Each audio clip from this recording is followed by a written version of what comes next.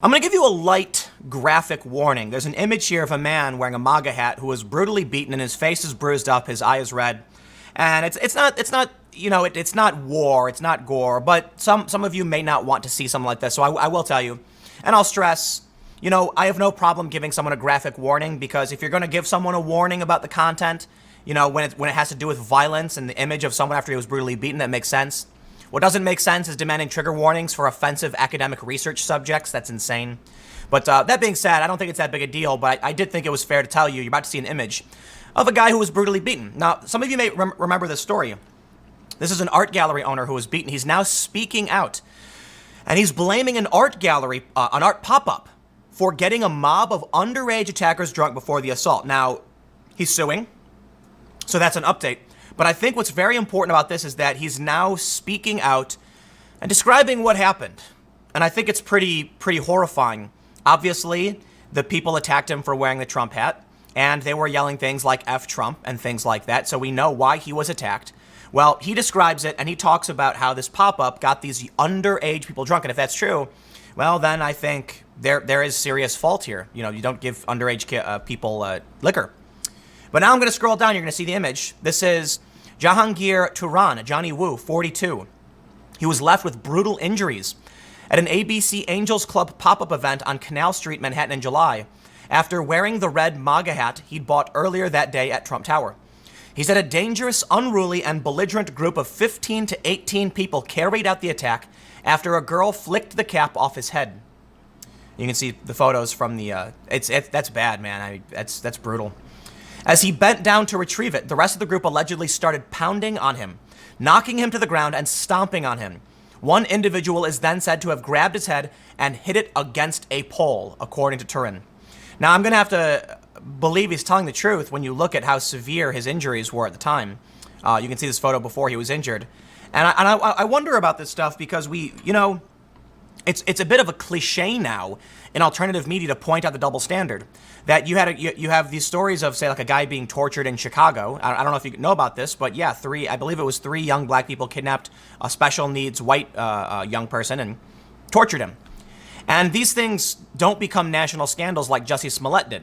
Jussie Smollett staged an outrageously insane and absurd hoax, but because he claimed someone yelled MAGA country, it is major national news. Now, I get it, he's a celebrity too, so there's a lot of, TMZ-style celebrity gossip looking into what's going on.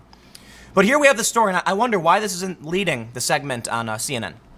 If it was the other way around, if a 15 to 18 people wearing Trump hats brutally stomped someone wearing, a Hillary Clinton shirt, that'd be front page. That would be leading every segment. And so the issue I have here is, I think it's fair that any reasonable person can say, live and let live. This guy could be the worst guy in the world for all I know. He could be a really, really mean person. Maybe he steals change from homeless people's, little jugs and then, flicks their head. And maybe he steals tips from the tip jar. The only bad thing I can think of right now is stealing tips from people. But anyway, stealing change from people. But the point I'm saying is maybe he's like a nasty dude, okay, right? Still, doesn't deserve it. You can be a bad person, and we try and figure out how to work through that in our society. Now, that being said, I'm not saying he's a bad dude. He doesn't seem to be at all. He seems like a regular guy with a Trump hat on. And that's the issue here. This should be news. This should be on CNN. Why not?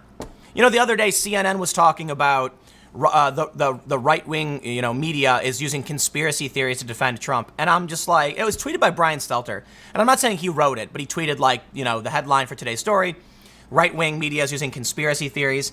And it's like, you know what, man? I am so over this media game they play. Come on. We know you're not being objective. We know you don't care about facts or truth. You care about pandering and producing an entertainment show. That's what it's all about. So let's read on. I'll rant about that after if we have time. He says, throughout the assault, the purported attackers were apparently chanting F Trump and other anti-Trump stuff, the art dealer said. Turan, who owns the David Parker Art Gallery, was left with a fractured eye socket after the horrific attack, he says. On Friday, he filed a lawsuit against photographer and fashionista Anna Blota, one of the organizers of the event, Building Owners United American Land, and Gallery Wall Play, according to the New York Post. He is seeking damages for substantial injuries, pain, suffering, and emotional distress. He blames all three parties because alcohol was served without an appropriate license. He's got you there if that's true. at the event, and at least one of his attackers was underage. All right, that's an important clarification, Daily Mail. That should have been at the top.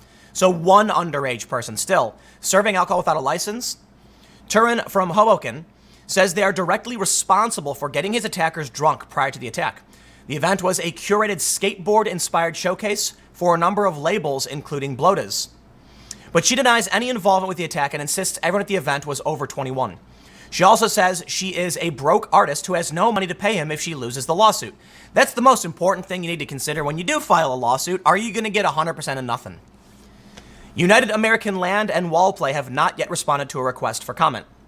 So that's the gist of the story, okay? He's described it now. He's filing a lawsuit. I'd be curious to look into what this pop-up gallery was all about, especially if it includes skateboarding, because I know a great deal about skateboarding, being a skateboarder. But we'll get back to the rant about CNN and the whole media play. New York Post reported this. Is anyone surprised?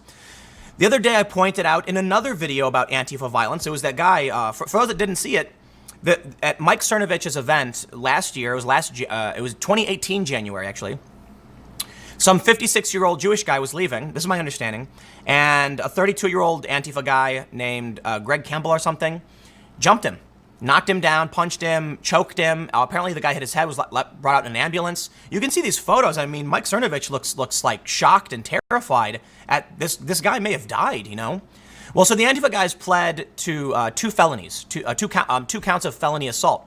And he's going to be sentenced to 18 months. I believe that will be prison time, not like jail. I think, I could be wrong, but everything over a year is prison. And so I wonder where that story is leading the top segments. I wonder why, they don't care about this terror.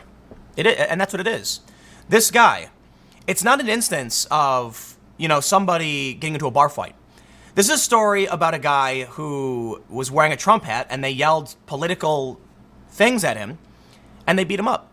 And they beat him up bad. And his face is ridiculously swollen. I mean, it looks terrifying. I'm actually surprised he was able to get this press conference, but I guess actually this is a really, really, really important thing. Take a look at these. ABC 7, Pix 11, Fox 5, CBS 2. You know what that is? That's local news. Local news pays attention. You see what you get when you watch CNN, when you go to Vox, BuzzFeed, and whatever. This national level stuff you're watching is tabloid entertainment television. And it works, and it is destroying this country. It is true that there are evil fringe, far-right, white supremacists, whatever, ultra-traditionalists, fascists, and all that stuff, of course. And one of the most annoying things is how, in order to play the line, we see the national level media espouse the exact same activist talking points, right? So the other day, there was a tweet from Greta Thunberg that I highlighted, where she said, I shouldn't have worn this Antifa shirt.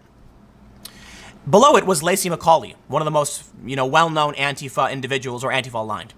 And she posts this image that says, the far right has killed this many people and Antifa has killed none. And it's like, that's your standard.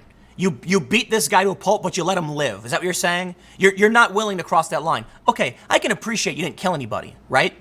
But you think you're good? You think you're good because of this? Now, granted, this was not an Antifa instance, although you could technically say it was similar in that they were yelling F Trump. But we've got a serious terror problem. Look at this guy.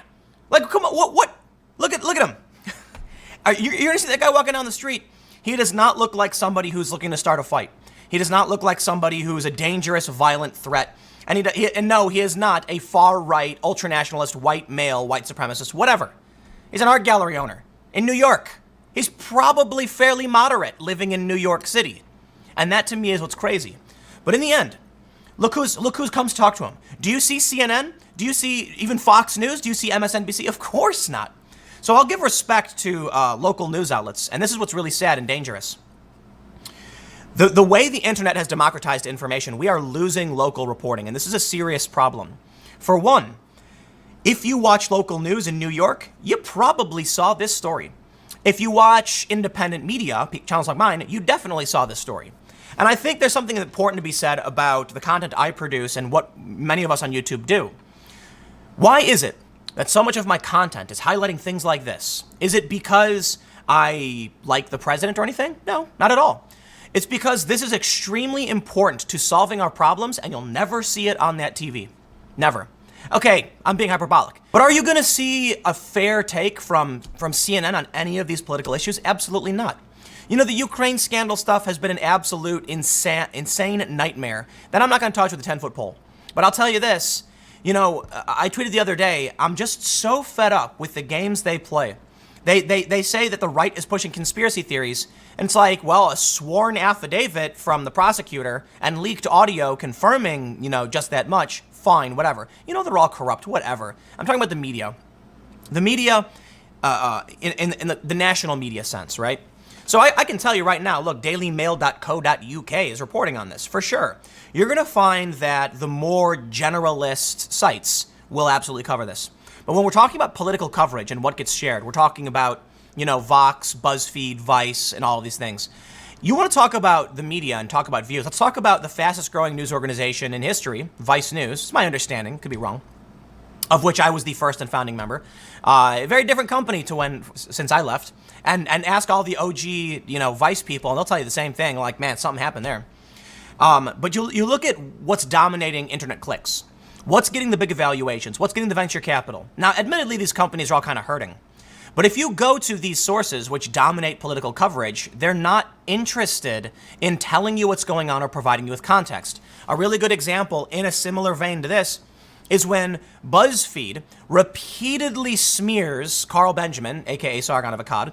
They'll say things like, instead of saying he told a joke, they'll say he was talking about doing X, right? I want to avoid getting too much. I've already got this image, you know, that's going to get me demonetized. But the point is, they will strip the context from anybody who dares push back, anybody who isn't in their tribe and who doesn't bend the knee. But then when you got that guy who tried canceling Carson King, he dug up 8-year-old tweets, they run a legitimate and truthful perspective from him. And the argument is like, we told the truth. Yeah, you tell the truth on this one thing. We're not defending him. We're just letting him, you know, covering the story. So I think we all understand how the game is played. I don't think I need to make this video, you know, a 20-minute long video. I think there's one more important thing that I need to add here, though. This guy's fighting back. It's about time. Not a political message. I am not interested in him wearing his hat, don't care, but I think he was victimized, and he needs to find who's responsible. And it includes those young people, but it also includes people who are serving alcohol without a license and who may have been giving alcohol to someone who's underage, if that's the case. There's a big challenge, and Antifa knows this. They know that you can't sue them, right? You've got these, like, what? Some hippie living in a squat can send all the threats in the world, can lie, cheat, and steal, and what are you going to do? You're going to take everything from somebody who has nothing? You're going to get nothing. And they know this, and they weaponize this. And so there's a big problem in our society. You know, youth unemployment, I should say. While unemployment is down across the board, I was reading an article the other day that talked about how people who fresh out of college have like a 12% unemployment rate. And that explains it. It really, really does. Take these kids with massive debt who went to school for something really, really unnecessary, a liberal arts degree of some sort. Now they have no job, and idle hands are the devil's playground, workshop, same thing. I don't know, whatever. You get the point. They got nothing to do. They're bored. They've been indoctrinated. They're angry. And they take their anger out on some little old art gallery owner, and they beat the crap out of them. Now, I don't know about who these 15, 18-year-old people are, but I'd be willing to bet that's the case. Man, there are some really crazy horror stories. The important thing you need to realize about this you know, anti-Trump violence, this where the Trump supporters are attacked, is that they can point to this fringe sect of ultra-nationalists, ultra-traditionalists, you know, far-right, white supremacy type people. And they're a specific group of people. They're very specific. They know what they're doing. They can be tracked. They can be stopped. The thing about the Trump supporters, it's random. Are these 15 to 18-year-old people in organized? Nope, not at all. But they're radicalized by media. They're radicalized by CNN. You know, not just CNN. I'm just being a bit hyperbolic, get the point. But anyway, I'll leave it there. Stick around. Next segment's coming up at 1 p.m. on this channel, and I will see you all then.